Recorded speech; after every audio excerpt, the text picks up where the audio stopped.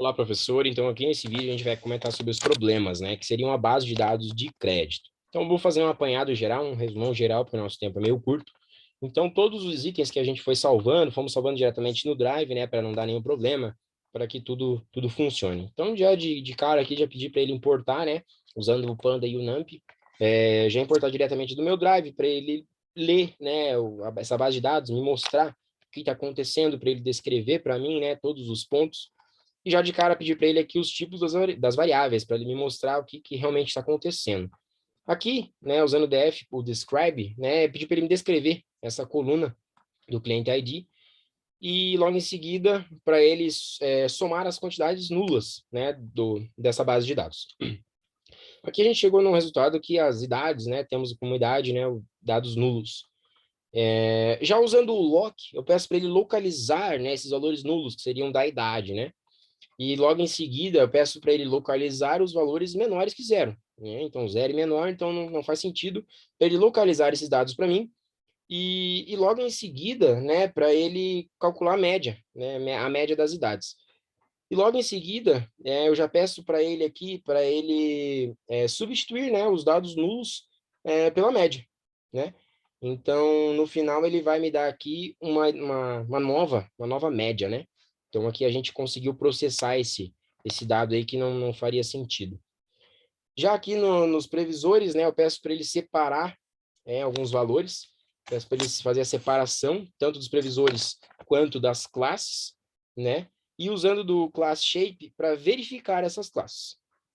Já no sklearn, né, eu peço para ele importar, né, importar esses dados, né, esses dados que foram processados. E já no prevtrain, eu peço para ele separar, né, 25% disso para teste, né, para teste para treino, e para ele importar pelo Pickle, né, para a gente poder salvar e usar posteriormente esse dado, né? Então, aqui eu já peço para ele importar, né, peço para ele importar esses dados, né, usando do sklearn, e aqui a gente já começa a processar, né, o algoritmo do Bayes, né, usando essas funções aqui já para processar e começar a treinar ele. Logo em seguida, nas previsões, peço para ele, né, jogar esses dados da base de dados para a gente passar para as previsões, né?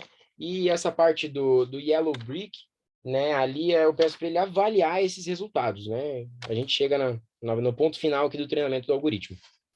E aqui no Naive né? Eu jogo 3 funções para ele, né? Matriz de confusão, né? E logo em seguida para ele realizar o fit, né? Com essa base de dados, seria o treinamento efetivo dele.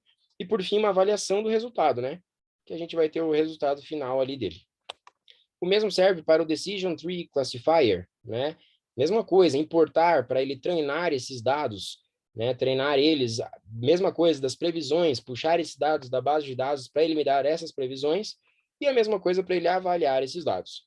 Após essa avaliação, a mesma coisa, né? Para a árvore de decisão, as 3 funções, né? Matriz de confusão, treinar efetivamente esse algoritmo e a avaliação final dele. Aqui, um detalhe a mais, a gente colocou aqui, né, as outras métricas, né, do sklearn, né, que ele processa um pouco mais essa informação.